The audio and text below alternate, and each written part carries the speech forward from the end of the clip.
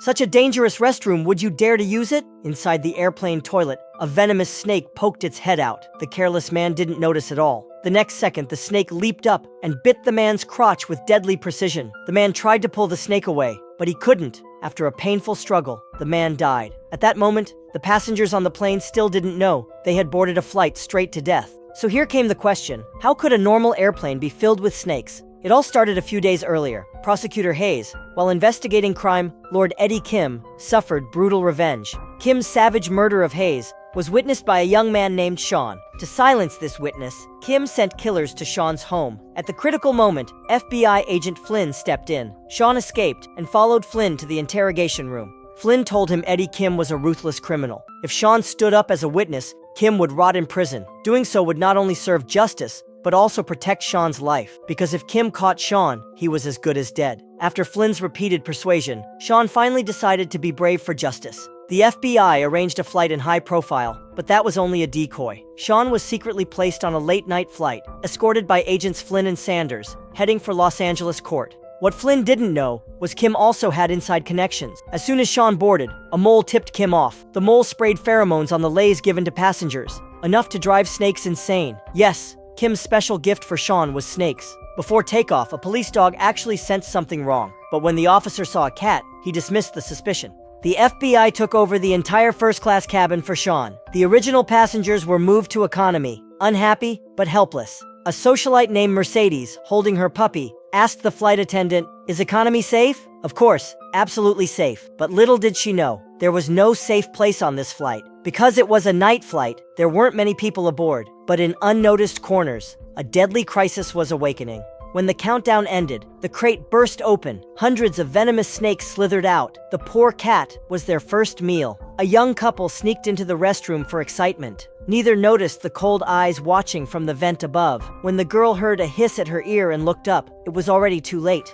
In the tiny restroom, there was nowhere to run. Within a minute, both were bitten to death. Meanwhile, a snake bit through electrical wires, and the entire power system failed. The crew called LA Tower for support, but kept the truth from passengers to avoid panic. Worse, countless snakes had already crawled into the cabin. Because it was dark, no one noticed at first. The next victim was the man from the opening. A sleeping woman also faced horror. A snake slipped under her skirt. She thought she was having a dream. The pilot, Captain Sam McKeon, went to check the circuit breakers, but he was bitten and killed instantly. Flight attendant Claire saw him collapse and thought it was a sudden illness. She rushed to find Flynn for help. Flynn was an agent, not a doctor. After a quick check, he assumed the captain died of a heart attack. He didn't notice the bite mark on his neck. By then, 4 people had already died from snake attacks. But no one on the plane knew the real culprit. With the captain gone, co-pilot Rick took control. But when snakes appeared in the cockpit, Rick panicked. In his fear, he accidentally triggered the oxygen system.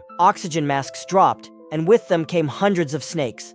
They bit everyone they could. The passengers screamed and scrambled in terror. The sleeping woman woke up, only to see a snake crawling out from her chest. Before she could react, the snake struck her with a fatal bite. Claire ran over and asked Rick why the oxygen mask suddenly dropped. Rick held a snake in his hand and shouted, "Don't you know there are snakes on this plane?" The plane hit turbulence, making the already chaotic cabin even worse. People couldn't even stand steady, let alone dodge the snake's attacks. The crew tried their best to lead the survivors to the safer first-class section, but during the process, many unarmed passengers died in the snake's jaws. Flynn's stun baton was a useful weapon, but there were just too many snakes. One man alone could never handle them all.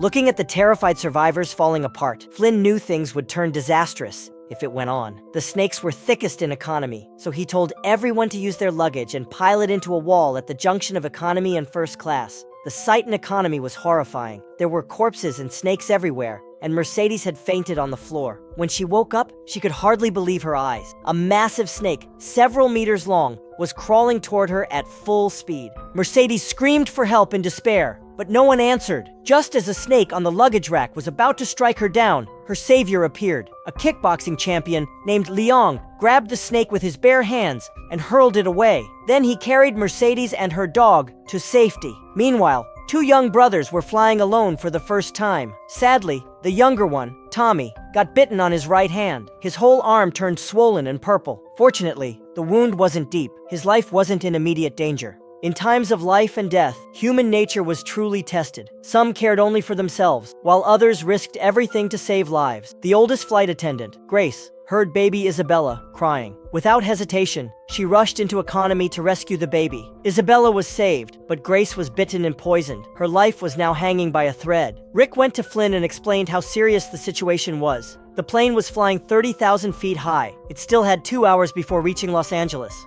If the snakes caused more system failures, they could crash at any time. Realizing the danger, Flynn quickly contacted FBI headquarters. He said he had prepared for many possibilities, but snakes were never one of them. It had to be Kim's doing. Just to kill Sean, he was willing to sacrifice everyone on board. Once briefed, Agent Harris ordered the crisis team to find America's top snake expert within 20 minutes. Snake expert Dr. Stephen Price arrived and immediately saw how complicated things were. The snakes on the plane were of many kinds, and each venom was different. To make antidotes, they needed to identify the exact snakes on board. Dr. Price explained that snakes normally didn't attack humans. Something on the plane must have driven them mad. As an expert, he quickly caught the key detail from Flynn's words. It was probably the lays around the passengers' necks. Someone must have sprayed pheromones on them. That was a sexual hormone that made the snakes go berserk. Dr. Price asked Flynn what kinds of snakes he saw. Flynn only recognized rattlesnakes and cobras. So Dr. Price suggested they collect the dead snakes, describe their features, and let him identify them. Flynn rallied the survivors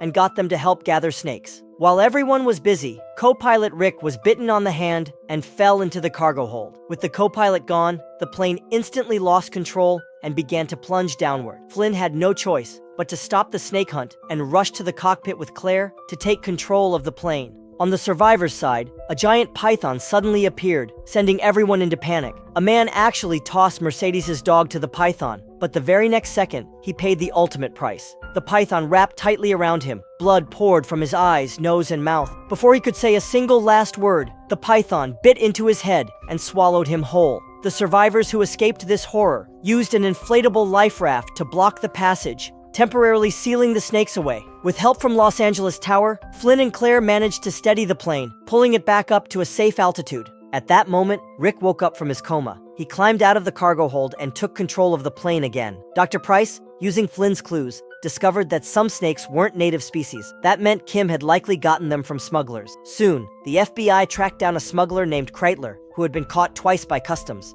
Once arrested, Kreitler handed over Kim's shopping list along with various antivenoms. Now, as long as the plane landed safely, the survivors could be saved. But another problem struck. The engines malfunctioned, and the air conditioning system broke down. As the temperature rose, some passengers grew restless and angry. At this critical moment, Flynn stepped up to the challenge. He rushed to the cargo hold alone, preparing to restart the engines manually. But just as he began, a snake lunged at him from behind. Luckily, Flynn was ready. He blasted it with a flamethrower, solving the immediate danger. When Flynn returned to the cockpit, he was shocked to see Rick had died from snake venom. The plane was now close to the airport, but without a pilot, landing safely was almost impossible. With no choice left, they asked if anyone on board could fly. A passenger named Troy raised his hand, though he wasn't confident. He said he had over 2,000 hours of experience. Encouraged by everyone, Troy gained the courage to try. Flynn also cheered him on constantly, boosting morale. Everyone strapped into their seats. Then Flynn smashed 2 windows with his pistol. The massive pressure difference sucked many snakes out of the cabin, but the danger wasn't over. The violent airflow was so strong that even seatbelts couldn't keep people steady. Passengers were tossed into the air. Fortunately, Troy stayed focused. He leveled the plane, and with one final push, he landed it safely on the runway. In truth, Troy's 2,000 hours of flight experience all came from playing a flight simulator game. Emergency crews and snake experts were already waiting. They rushed onto the plane and administered antivenom to the injured. However, just as Sean was about to get off, one last snake leaped out from his clothing for a final strike. Flynn, with lightning-fast reflexes, shot the snake dead, ending the crisis once and for all.